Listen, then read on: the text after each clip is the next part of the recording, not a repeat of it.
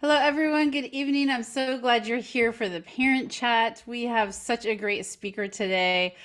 Jessica Butts is joining us to talk about personalities and how it affects us and our kids and our relationship with them. So, super excited to have you here, Jessica. Hi, thanks, Sherry. I'm super happy to be here. So we're going to just have a conversation tonight. So parents that are here, you are welcome to ask questions as we go. You can do that in the Q&A box, which you can usually find near the bottom of your screen. And Jessica and I are going to ask you questions too. So you can put those answers in the chat box, and we will be watching that chat box to make sure that we're being responsive to what comes up for all of you. So we should dive in, Jessica, because I am excited to talk about this. You know Great. that I've worked with you and talked about Myers-Briggs, so I know something about it, but you are such an expert, and there's always something new that I learn from you every time we talk. That's what's so fun about type. It's like an iceberg. It's like at the tip of the iceberg is just some of the stuff, and then there's so much under the water level. So, and talking about your kids and understanding them, this quite literally is why I'm so passionate about this, is that it helps us not only understand ourselves, but the people that we're in relationship with, and especially your children. So yeah, it's going to be a good night. We got lots to cover. Yes, we do. So, you and I are familiar with this personality type, and a Yes. lot of people have kind of heard about it. Yeah. But let's just start with a basic idea of what is this type? Why do we talk about it, and what is it all about? Yeah, so it's called Myers-Briggs. It's based off of a mother-daughter team back in the 40s. They built it off of the work by Carl Jung, who is a Swiss psychologist. And it is the most widely used and oldest assessment tool ever used for personality type. There's all kinds of new variations of it, the quadrants and the colors and the animals and all the things. And quite honestly, it's all just a derivative of the OG, which is the Myers-Briggs. It is just wholeheartedly, so I'm a psychotherapist, and all of the tools that I use, this is the one and only tool I use specifically for the nature side. So there's all the nurture things that go into our upbringing and our family of origin and birth order and culture of origin and all of the things that make us up who we are. But on the other side of it is the nurture piece, which is all of us are born into this world with our personality type. And there's always somebody who wants to arm wrestle me about this. And I always joke, I have puny little arms, but I will win because I am right. So life circumstances absolutely affect our personality type, but we are born. So all of the parents watching, we came out of our mamas. It's like the one thing we can agree on. All of us were born. All of us came out of our mamas. All of your kiddos came out and they were born with a personality type. And so we go through life so much trying to change who we are to fit in to our family of origin or our culture or whatever. And the reality is we are born with gifts. We are not meant to be well-rounded. We are meant to be really good at specific things. And as we talk a little bit further as we go on, we will certainly talk a bit more about my car analogy, which is there's two things that you're really like born into this world to do. And then quite literally, you're just not supposed to do the other things because in my opinion, being well-rounded is just kind of a waste of time. Yeah. What you said, I hope gives parents a little bit of relief that it's not about how you parent them, it's about how they're born. Of course, there's the nurture side as well. I was gonna say that. Don't say that. Yeah. But, I know there's a lot of, I've heard parents say, I wish my kid was more like that kid. And, they weren't born like that. Nope. Maybe they're not the planner, or they're not the one Nope. who thinks, deeply about the things, or wants to have a billion friends. Yeah. Nope. So, And so maybe that's a good place to get into it. And so there are four main parts of personality type that are really important. They're called the four dichotomies. And so, yes, of course, there's, being a polite child or a kind-hearted person doesn't have anything to do with your personality type. That, of course, is how you are raised. But you're right, when it comes to hoping that your kid is more introverted or more extroverted. So the four are introversion and extroversion, which is all about quite literally your source of energy. And so extroverts get their energy from being around other people. It gives them energy to be around other people, like doing stuff like this. Like as an extrovert, I love stuff like this. Introverts, on the other hand, they get energy by being alone and by being with the people that are closest to them, that they invite in. And so when you see an extroverted child and you think, oh, I wish my kid was like that, you're just wishing for something that's quite literally never going to happen if they're introverted. And so this is such a big source of, I think, contention might be the right word for parents, right? Is wanting their child to be, again, more well-rounded or be like the other kids or something like that, which is, I mean, I work with adults only. And I see a lot of clients that have gone through parents that have shamed them for not being a certain way, or why aren't you good at math or accounting, or why don't you have more friends or aren't involved in more things, when it's just so much easier to figure out who you are and who your child is early on so that you can just love them for who they are. Like if I ever finish that book, that would be the fourth book, is Love Me for Who I Am. And so the second dichotomy, so once we figure out like what our source of energy is, the second dichotomy is sensing and intuition. And this is a very, very, very fascinating one. And it's very misunderstood. Not a lot of people understand this one. And this is how we take in information.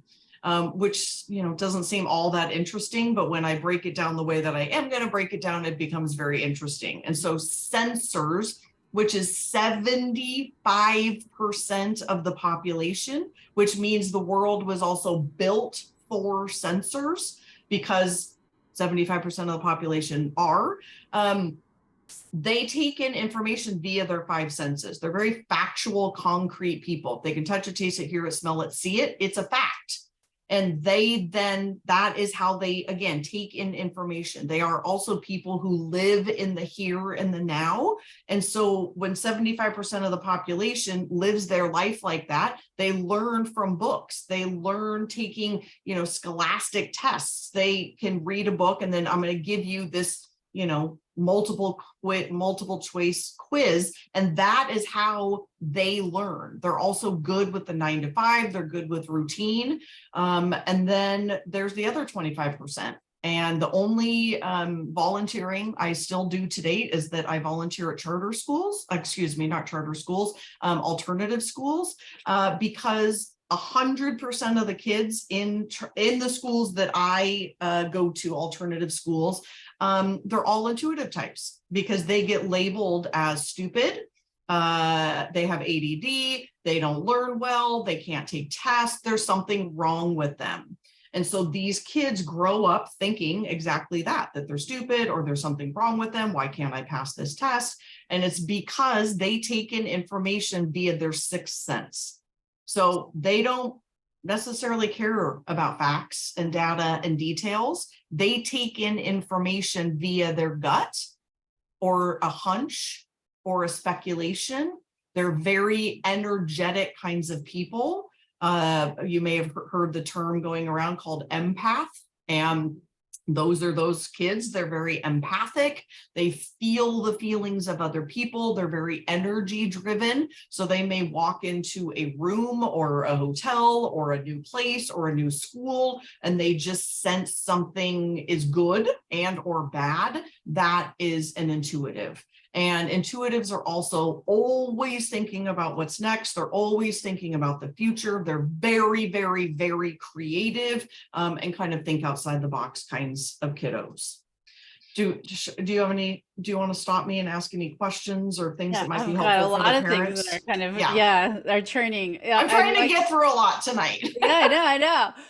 So this whole thing of the kids in the alternative schools, because they don't kind of fit in, right, with Yep. the majority. Yep. If anyone's on tonight whose kid is like that, just soak that in, that you Yeah. have to be able to give them the opportunities to see that the way they are born, their innate personality is not a negative thing.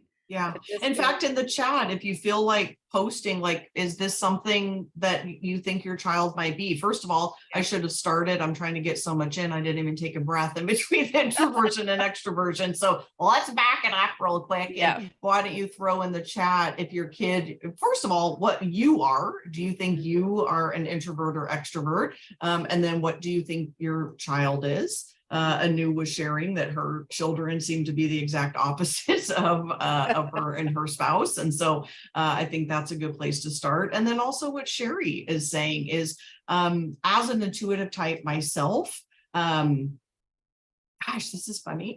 I talk about this all the time, but it's getting me choked up for some reason. It's defined a huge part of my life, because I grew up with 3 S's. My sister's an S, sensor. My mom is a sensor. I married a sensor, and my dad is a sensor. And I always grew up just thinking, I am different. I just don't fit in here.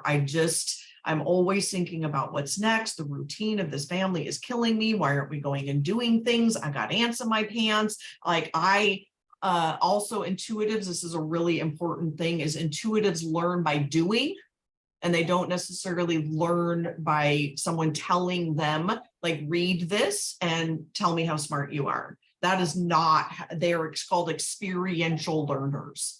And so that whole quite literally scholastic world, including the 9-to-5 jobs, is very uncomfortable for intuitive types. It's quite literally just not how they function in the world. And so Sherry's right, is being able to acknowledge that. And then, as a child of the the big T, little t trauma, the little t trauma of, what's wrong with you? Why, I always hear, why can't you just be happy? Why can't you just sit still? Why can't you whatever? And and learning about this when I was 22 years old, it completely changed my life. Of like, it was such a light bulb in a moment to realize there are different people in this world, and I am not my parents.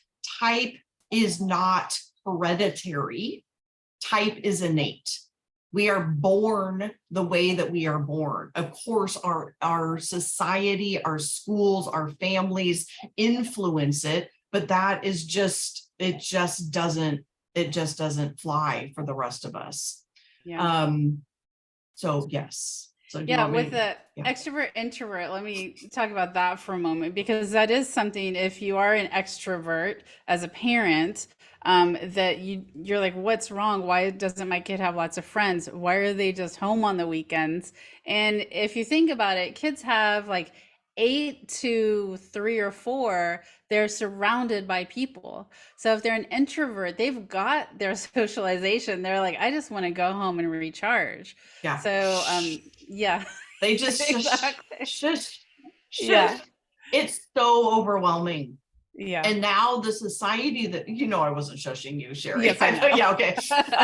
We live now in a society also with social media constantly, streaming things constantly, Zoom and meetings. I see kids now that, they are just inundated with all of the activities, introvert or extrovert alike. Even extroverted kids, like, we all need downtime. We need time to recharge. Like, we live in a society that productivity, we were even talking about this before we started, like, I'm just not producing my next book this year because I told myself, like, hey, if I'm writing a book called Healing the Hustle, like, I'm going to take that, and like, I don't need to produce something every single year. But we live in a society that is the only way of being. How many friends you have, how many activities that you're doing. And so the shush thing is, yeah, you're right, they are at school all day. They need to come home and have downtime.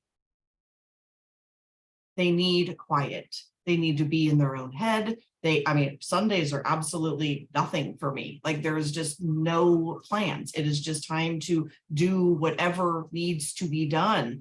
And we just live in this crazy world. And this is obviously true. Your type does not change. And so as we get older, That is for introverts alike. I do a ton of couples therapy, and a lot of the couples come in and, God, my husband or my wife gets home and, they retreat for, and I'm like, then let them. Yeah. Let them that, or they're going to sit in their car in the parking lot for a half an hour. So why not just greet them, let them go change their clothes and take a bath or a shower, like whatever. We are just, but we're also very egocentric people. This is what, we just live in our own skin. Like egocentric gets such a bad rap. And I'm like, it just is what it is. It's fine. We live in our own experience. Right. And so oftentimes we think other people are like us, and they're not. In fact, the population differential of introversion and extroversion is 50-50. And so again, the likelihood, if you have just say a 4-person family, the likelihood that 50% is introversion and 50% is extrovert is pretty likely. Just because you are 2 extroverted parents doesn't mean, again, it's not hereditary, it's innate.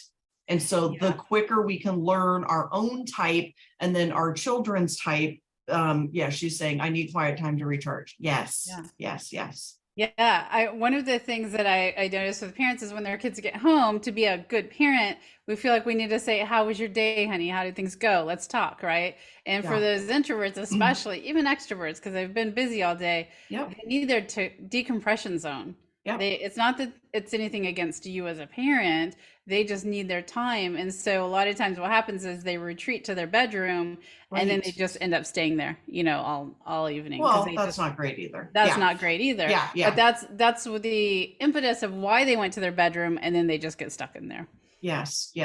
And so they're going to need some time to recharge. Again, I don't love them getting stuck in there. They need to come out for dinner or a TV show or something. But the constant, like, again, I think that's interesting to be a good parent is asking the questions. I think to any type, but especially an introvert, it can feel invasive. It can feel overwhelming. It's like my sister's an introvert and my mom is a screaming extrovert, and they're adults. I mean, they're both adults. And my sister just says sometimes, she's just like, I feel like it's an inquisition. I just need you to just love me, just take a breath. She's just like, every conversation we have is like the Spanish Inquisition. I just need, chill. Just calm down, right? And extroverts, we have a lot of energy. I mean, look at my energy, right? And so I'm giving a presentation right now, but obviously part of understanding our type is understanding also how our energy comes off. I'm very aware that I'm giving a presentation right now. If I am sitting with an introverted client, it's about knowing who I am, but then also respecting who they are, understanding that they have different needs, giving space, right? Slowing down, not even talking so loud, just allowing for that spaciousness to be there. And so this is why I find type to be the best interaction tool, like personal development for ourselves, but also in relationships, with our partners, with our children, with anybody really, is again, so we can understand who we are, how our energy is coming off, and then how to be in better relationships so we can straight up accept people for who they are. Yeah. Well, and that's different. Accepting them for who they are doesn't mean we have to change who we are. It just means to appreciate those boundaries. And I think that's really important. And appreciate each other's differences. I mean, there's a fairly new book out called The Children. I mean, this is very much our generation. I'm not saying your parents are this way, but for those of you who are, our age, it's very, very true. It's the Children of Emotionally Immature Parents. And I haven't heard of that one. Oh, it's a doozy. It's a doozy. It's basically describing the disorder that most of us have, which is we have this trauma, but there isn't like a word for it. But it's a lot of what you're describing is that our parents just, shush, stop crying, be good, be a good girl, get over it. I mean, I still hear that, get over it, just invalidating feelings. Like that's emotional immaturity, or thinking that your children should be you, or they're there to perform. They're only, again, a lot of us grew up with that. And it's unbelievably destructive. Yeah. All right. So we've gone through two of the Okay, yeah, dichotomies. right. Let's hit the other two real Okay, quick. so the third one, probably for the sake of this conversation, is less interesting for children, but absolutely interesting in, I was going to say heterosexual couples, but in my experience, also homosexual couples, because it's fascinating that we are attracted to our opposites. And so this one is, now that we have taken in all of this information via, right, our sixth sense for intuitives, or our five senses in very factual ways with sensing, is how we go about making decisions. And 70, John Gray wrote a book, Men Are From Mars, Women Are From Venus, very famous book back in the 80s. He doesn't really touch on this, but this is basically what he's talking about, is that 75% of males, and those who identify as males, are thinkers, and 75% of women, and those who identify as women, are feelers. And that is thinkers, just to oversimplify it, thinkers make decisions with their head, and then feelers make decisions with their hearts. And so this can be very, very, very frustrating, mostly in marriages, but I'm assuming with your children as well. I've had a lot of thinking parents that have very, very feeling children, and they have a lot of feelings, like a lot of feelings.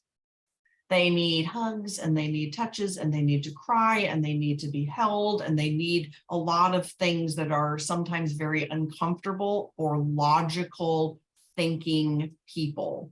And so thinkers are not, they don't not have feelings, but when it comes to making decisions, sometimes the overwhelming feelings can be very uncomfortable because they are such logical people. And so this can feel like oil and vinegar, or not oil and vinegar, oil and water. It can just feel very, very uncomfortable, and we just don't understand each other. This doesn't make any sense. But yeah, that can cause a lot of issues.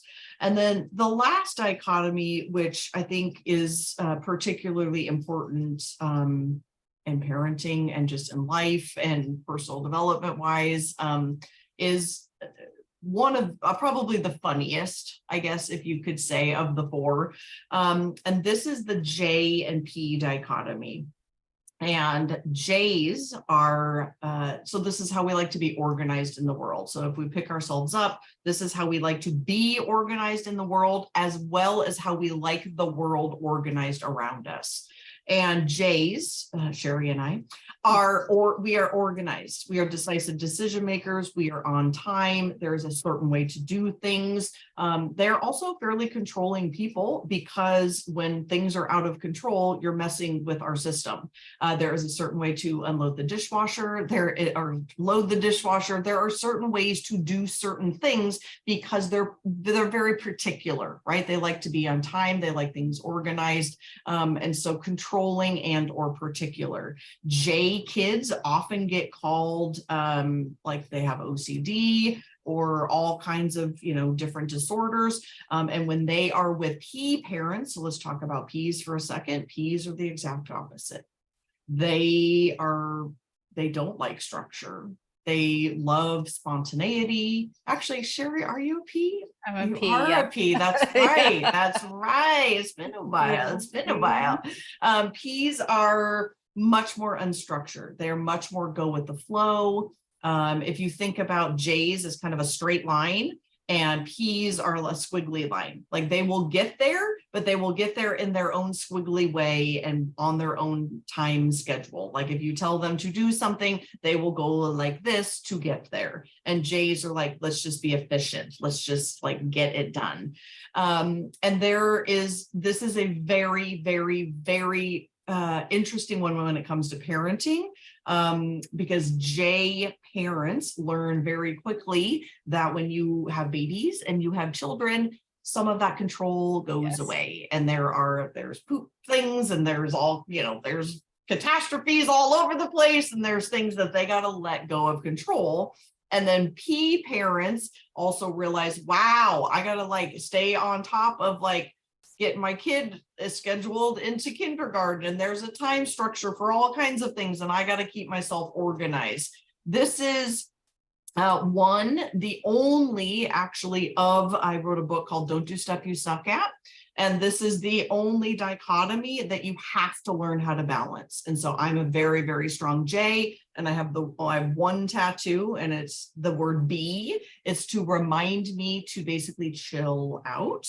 And Sherry has to learn to add in structure into her life, because that is just super important. So P's innately, again, this is really important. P's are born this way. Sherry is born this way. This is great that you and I are opposites, so I can use us as an example. So Sherry was born being more spontaneous and to go with the flow. And she has to get things done in her life, learn how to add in structure. And J's have to learn that not everything goes their way, and they've got to learn how to relax and how to chill out. And this has to be balanced, and with your children and within yourself. And so again, this can cause a tremendous amount of issues in relationships, because P's are innately born to live 5 minutes in front of their face. Can I get an amen, Sherry? I mean, Yes. they just live Yes. 5 minutes in front of their face. It's how they function. So it's like, oh, hey, mom, can I go to a sleepover tonight? And you're like, what's like, I'm like, I got calendars all over the place. I mean, I'm planned up, until the rest of the year. I know what day October 14th is. I mean, it's just like, this is the way our brains work. Our brains are very scheduled, and this is how we work. And P's just simply don't. And there's all kinds of tools that you can put in place to help a P child. And then us J's, again, we live, in an epidemic right now, hence my third book called Healing the Hustle, is just, we've got to learn. We've got to learn to just let go of things and just go with the flow sometimes. And when it comes to understanding your child and not making them feel bad or guilty, or how you guys are organized in this way. So I'm guessing you have some questions around this, Sherry, for your parents. Or I'd love to hear in the chat, what are your questions around this? This is a big one. Yeah, throw in questions if you have them. We'll be watching that too. Yeah, Anya's putting in there, which type are you or your kids? Yeah, does anybody know what their Myers-Briggs type is? If you do, put that in there, because that is helpful for us to know. It's a 4-letter type. So either E or I, S or N, T and F, and J and P. Mm-hmm. Perceiving and judging is what P and J stand for, Sarah. And when I do the follow-up email, when we send that out, we'll put a link so you can find out what your type is. Yeah, there's a free assessment on my website, jessicabutts.com, which is my name here, BUTTS, jessicabutts.com. It's, a fun little quirky one, but you can certainly go on there and take that one. It's pretty gosh darn accurate. So yeah. Yeah. It's interesting to know that about yourself. I mean, if we talk about it, you can kind of guess, but it is good to even just see the questions, because that gives you some idea about what the different areas cover. Yeah. With the P and J, I think it's interesting to look at the flip on both sides. So if you're a P parent, like I am, for instance, if you have a child who is a J, it can be very difficult for them, because if you're like, oh, I don't know what we're gonna do this weekend, oh, let's just hop in the car and go to see grandma, or yeah, school starts next week, I'm not sure what time we have to be there or what supplies you need. For a child who's a J, that really increases their anxiety and their stress levels. And I'm so glad you brought this up. So this is one of the biggest things when I see anxiety in kids, is almost always they're J's, because there's just This is who we are. We're worriers, we're planners, we're thinking about the future, we're thinking about things we can't control. And one of, if not the worst thing you can say to a J at any age, but certainly a J kid, is what Sherry's alluding to, which is, don't worry about it, we'll figure it out. That does not help. So I was the kid who I needed to go to school way before school started. I needed to know where my classes were, who were my teachers. I needed my mom to walk me to every class so that I can see where it is. I need to go to my locker. I need to open it 27 times to make sure that I know how to do it. I need to put it in, we didn't have phones back then, but write it down. Those are the pre-planning things. So don't worry about it, we'll figure it out, does not work. They are kids who get up on the weekends. What are we doing today? And in order to relieve J anxiety, natural J anxiety, you've got to know what is going on. And so in order to relax, I need to know what is going on. J's need to know what's going on. So what's the plan? Where are we going? When are we going to grandma's? How are we getting there? Are we going to stop and have food? Are there snacks? Is there, these are things that are naturally curious. We are worried. We just need to know what's going on. We need to know what's going on. And then majority of the time, if it's not like an anxiety disorder, of course, there is an ability to relax because they know what the plan is. And then, of course, if the plan changes, we kind of got to know what's up. Because again, it's just all about what's going on? Where are we going? What's happening? I just need to know what the plan is. Mm-hmm. Yeah. And then the flip side is, if the kid is a P and you're super scheduled, and you're used to that, and then your P child is basically like, oh, I don't know what I'm going to do yet this weekend with my friends. We're still talking about it. But you have to kind of give grace and give space to your kids who are like that, because I know a lot of kids are like, I'm trying to make friends, but I don't know till the last minute what we're going to do, and my mom won't let me do it unless we've planned 5 days ahead of time. Oh my. And so they're kind of being punished, first of all, for not planning, but also they maybe hang out with a lot of P's as well. Yeah. And so P's need time. So J's need a structure and P's need unstructured time.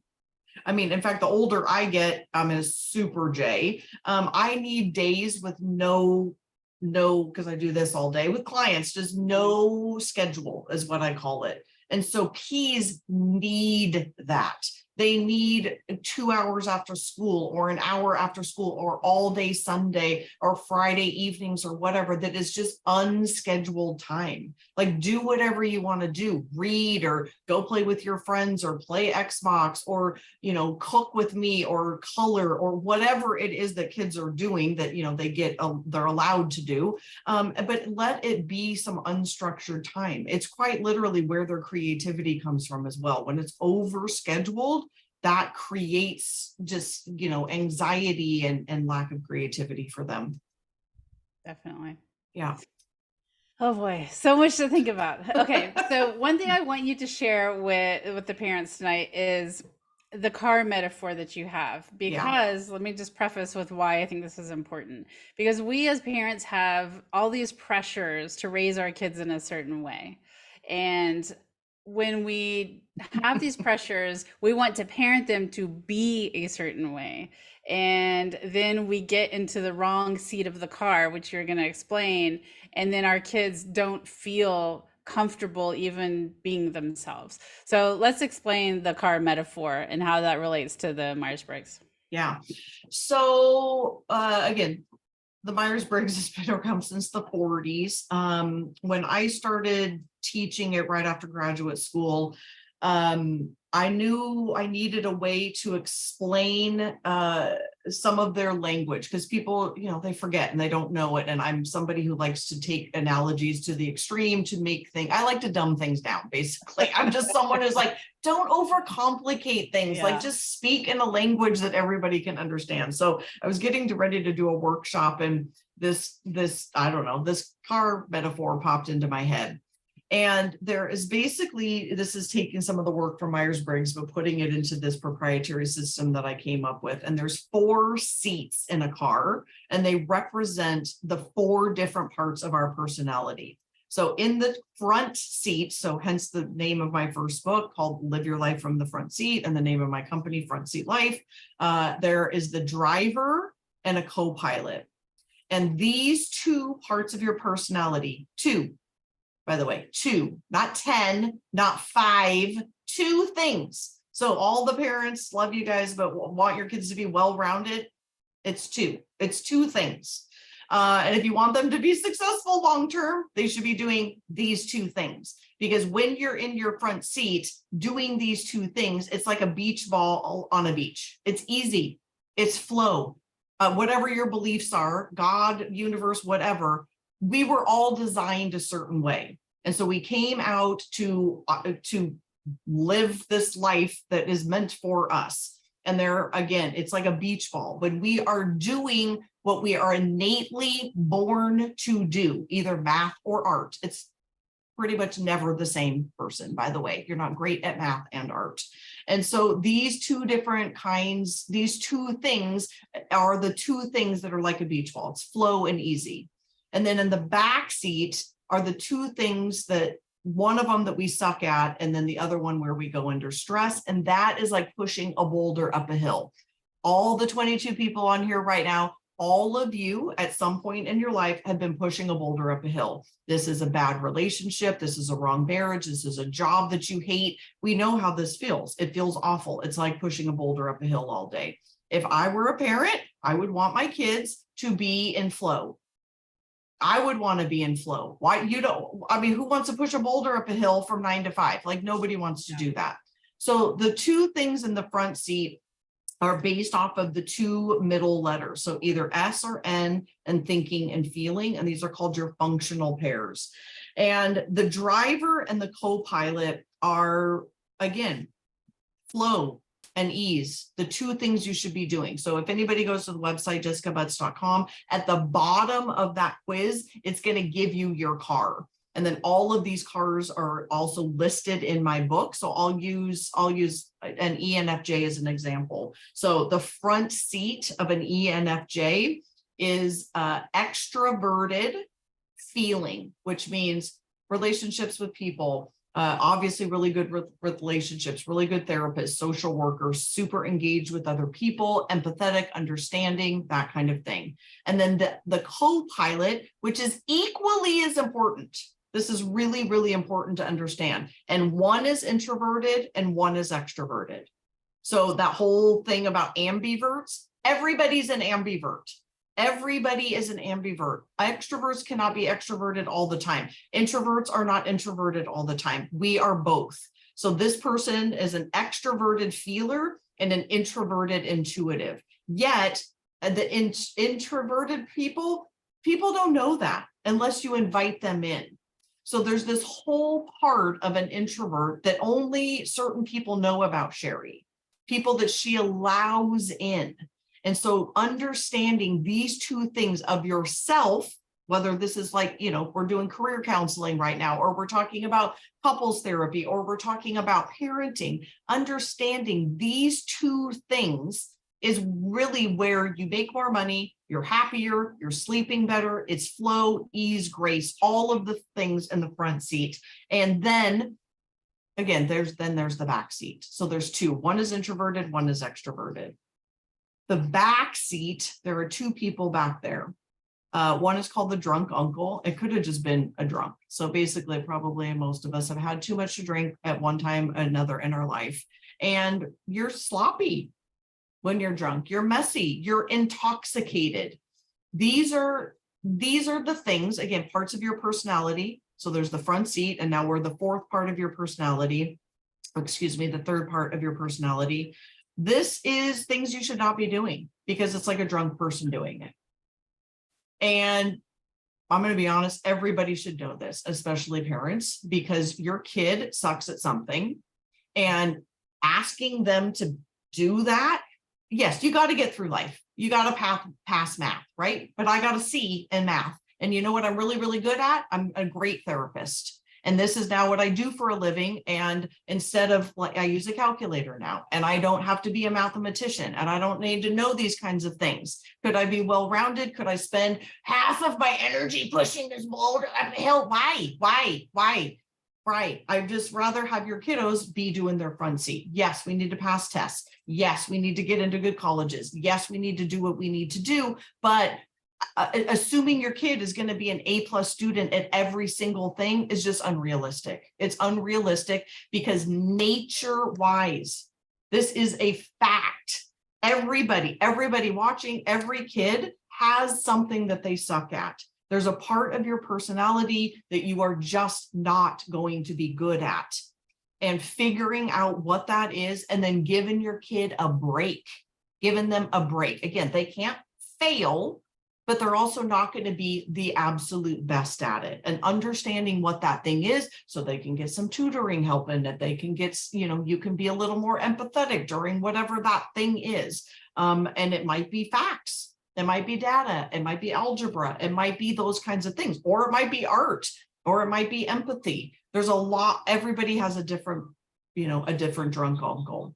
And so then things get really, really powerful, because that part of our personality, when we spend time doing that, it's like a reptilian brain. So our brains are, a little bit like this. This is called your reptilian brain. And this is our prefrontal cortex. And when we are doing too much stuff that we suck at, so stuff that again, my book is called Don't Do Stuff You Suck At. When you're spending time doing this, something happens.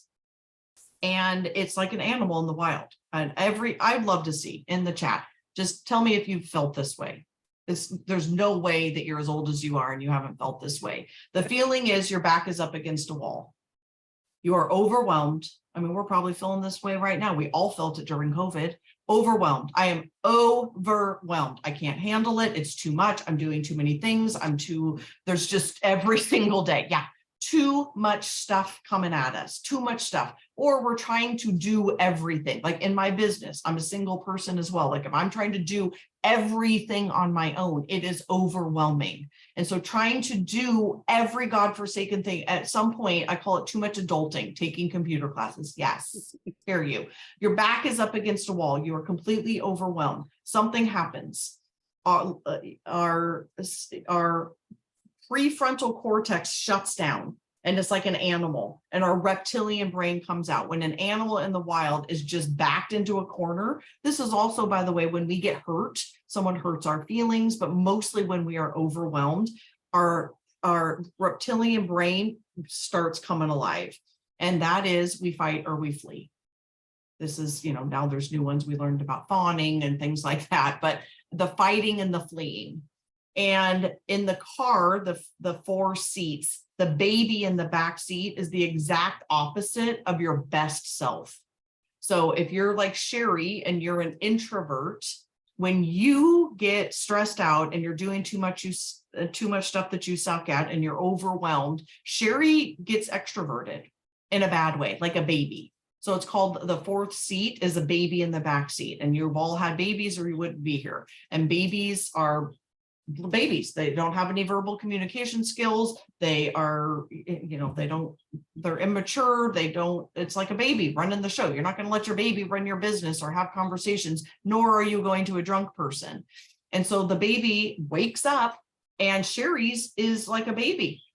She's loud and mean and might scream at people and gets very bossy. I mean, you tell us, what does yours look like, Sherry? What does your baby in the backseat look like? Yeah, I can think of in the parenting moments specifically when I was just kind of totally overloaded.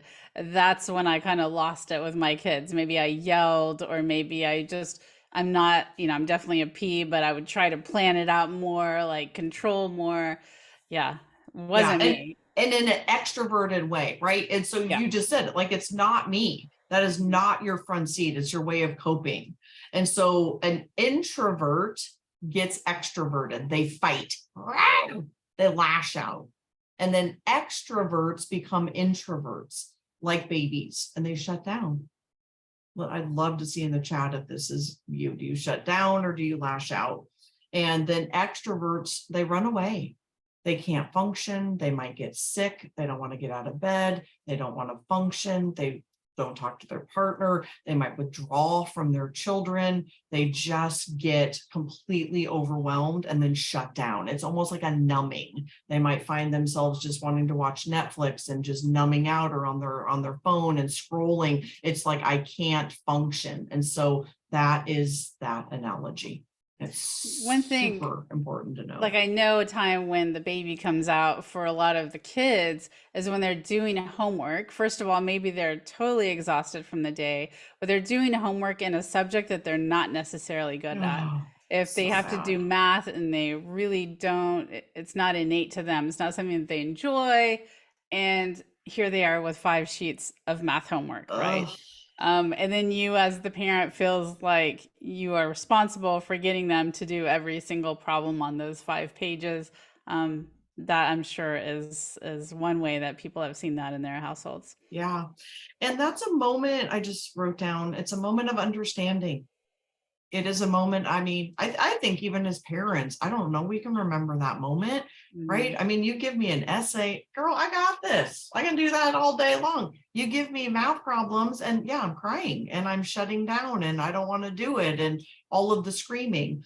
And so that moment of understanding and just saying, no, I know you're so good at these other things. I know that this is just really, really hard for you. And my God, you killed it in the drama program, or gosh, you did so good at the leadership meeting, or gosh, your English paper was so incredible. I know this is really hard, and this is just something we got to get through. So let's get through this. Yeah. I mean, it's not going to be perfect, right? But it is an understanding, not shaming, or you need to be good at this. Because then that kid is always just going to be like, why aren't I good at this? Why aren't I? Why aren't I? And you, at that age, you don't know any different. Again, it took me until I was in my early 20s to realize, oh my God, I'm not supposed to be good at everything. Like, there's two Yeah. different kinds of people in the world. So Yeah. yeah, Well, and that's it's not the message our kids are getting. Our kids are getting that they need to be good at no, everything so that they have a spectacular college application and they can get into the Ivy Leagues, which, by the way, is a lottery system anyway these days. But, I mean, it really is something that we have to back off a little bit, let that pressure to have the kids that are good at everything, just put that to the side, and instead foster their knowing of themselves, acceptance of themselves, and the willingness to not be perfect.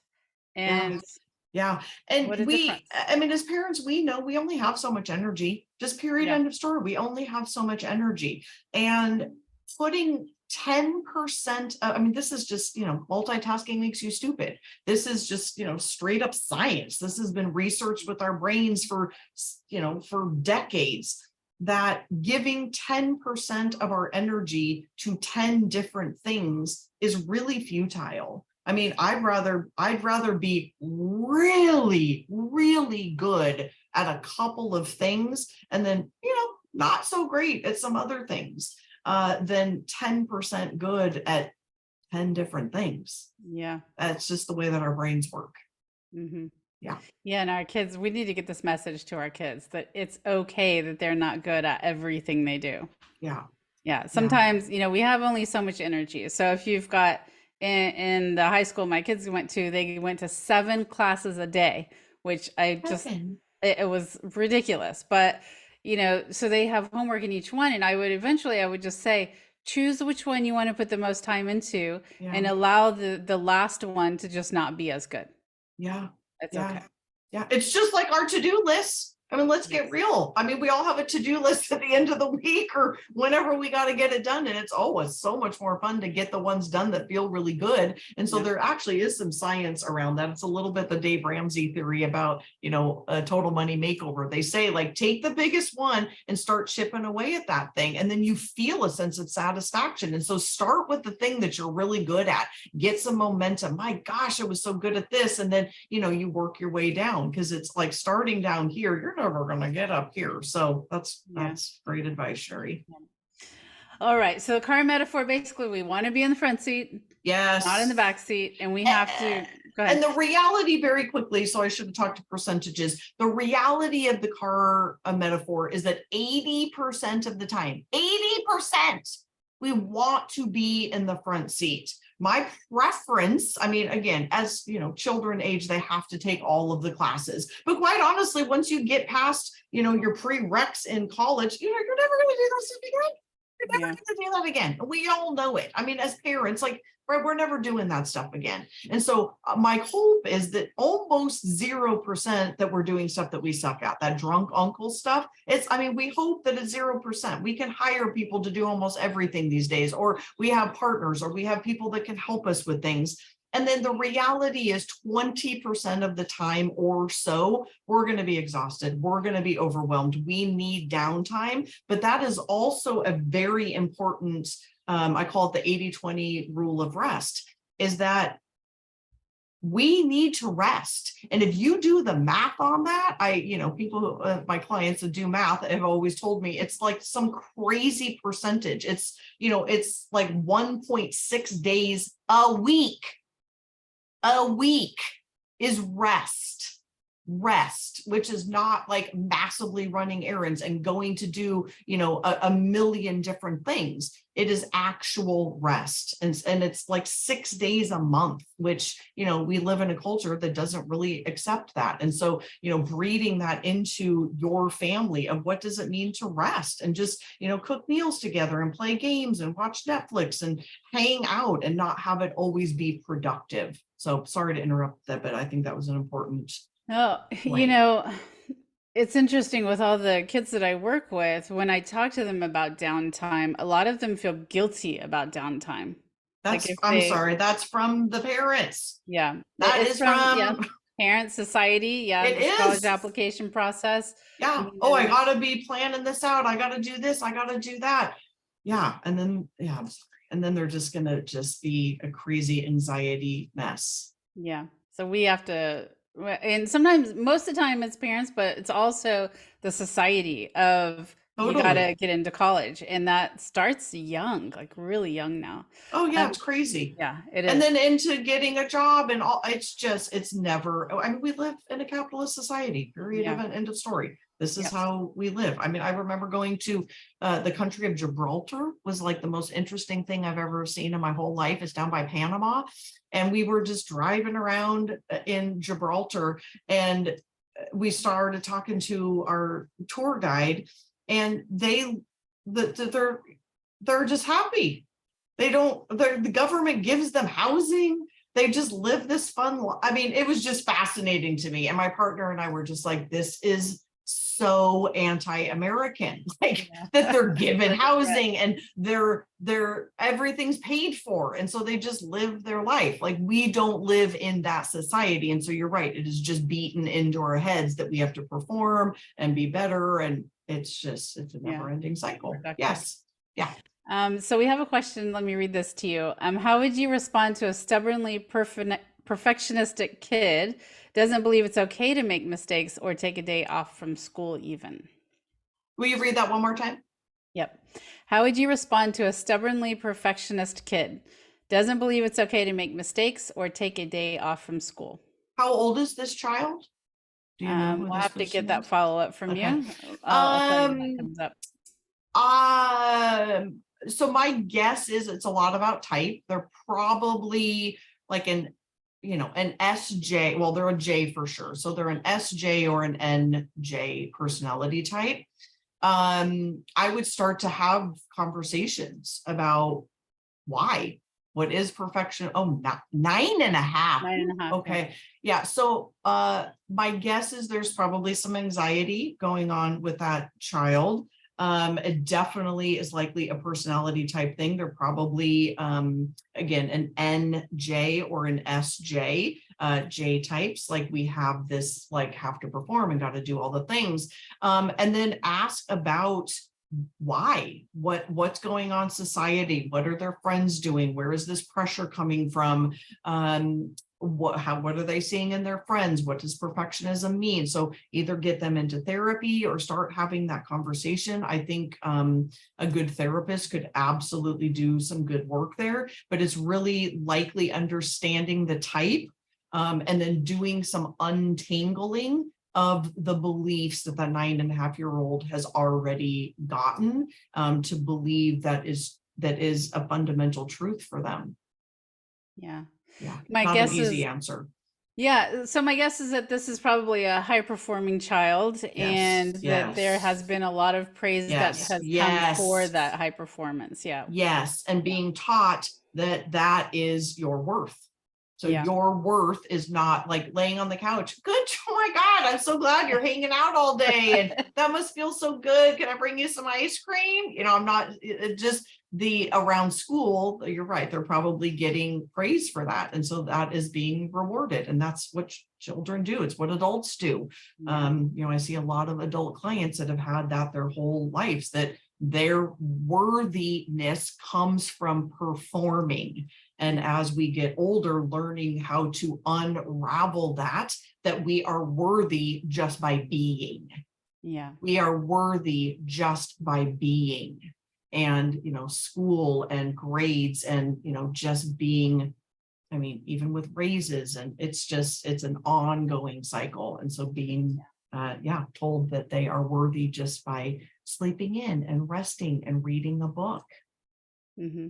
Yeah. Yeah, so praising them all around. I totally get if they make A's, you're praising them, kind of go towards the effort, not towards the end goal, but also praising the rest of them, just who they are as a person, I think is really important for those overachievers because it's super easy.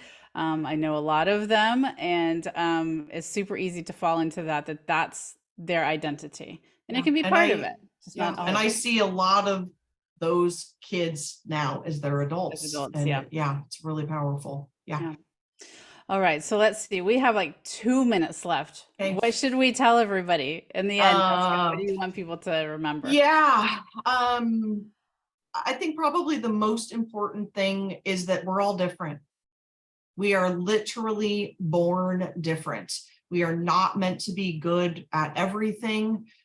We truly are meant to excel at specific things. I think your last point, Sherry, was really on point as well, is that, again, it's such an interesting perspective from a therapist who sees adults that have been beaten down by these societal norms, that our worthiness is just by being people, and resting is part of that, and spending all day Sunday reading a novel is productive. That is a huge takeaway, that we need some downtime. We need to work on being more balanced in that way. Yeah. Yeah. I think that's so Yeah. important. Yes. Yeah. Thank you, Jessica, for sharing with us tonight. Yeah. And if anybody wants to find out more, if you're an Instagram person, I'm Jessica Butts, MA. I am taking a couple new clients. I only see parents, but if you want to one-off to talk more about specifically your child, some of these questions in here, you can send me an email at jessicabuttscounseling@gmail.com, and I'd be happy to send you my calendar link and we can set up a time to talk about your kiddo in particular. Great. And it can be for that. And also just if you are that person who was the kid whose worthiness came from the high performance, that may be a reason to see Jessica as well. It's Yeah. my jam. Yes. And we'll make sure that we put your contact information in the follow-up email to everyone so they can Awesome. contact you. But yes, thank you, Jessica. It was so great to see you. And thank you thanks for your doing this information. work in the world, Sherry. It's needed. So You are welcome. You are love welcome. you for that. Okay. Bye, All right. guys. Bye.